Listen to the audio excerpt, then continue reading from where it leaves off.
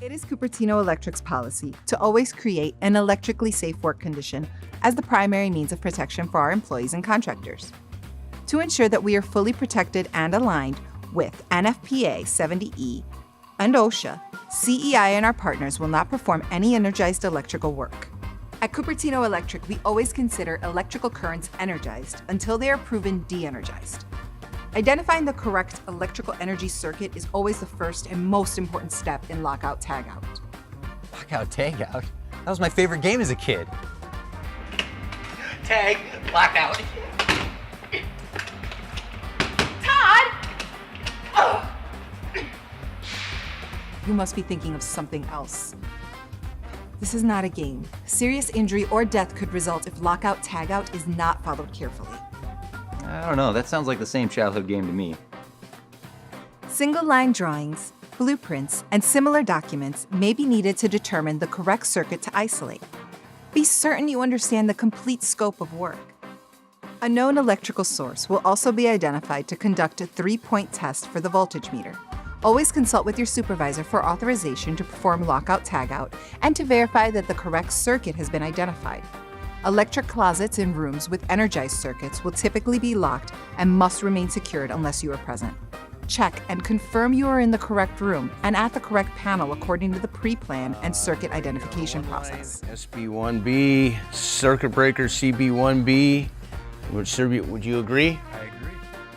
As with all work tasks, a personal risk assessment, PRA, and job hazard analysis, JHA, is completed before work begins. A Lockout Tagout log is also completed.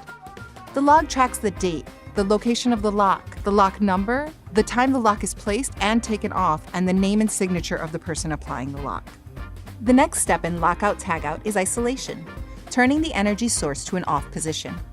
Isolation devices like circuit breakers may require a special lockout adapter in order to secure them in an off position with a lock and tag. Lockout adapters must be approved, match the device, and remain secure with the lock and tag. Hasps are used to allow more than one lock to be applied to the lockout adapter and device. Only specific locks and tags provided by Cupertino Electric can be used. Locks are always applied with a properly filled out tag.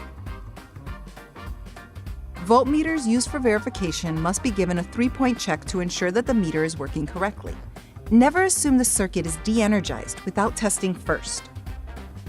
First, the meter is tested on a known energy source, validating that the meter is properly set up and indicating the known voltage.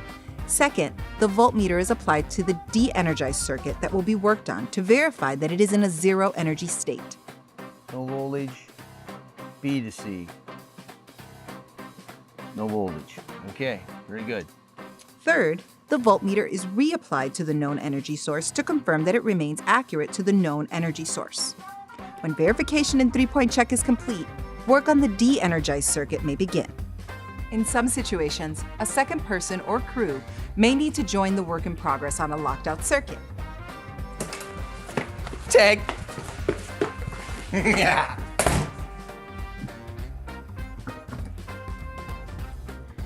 Right? Come on!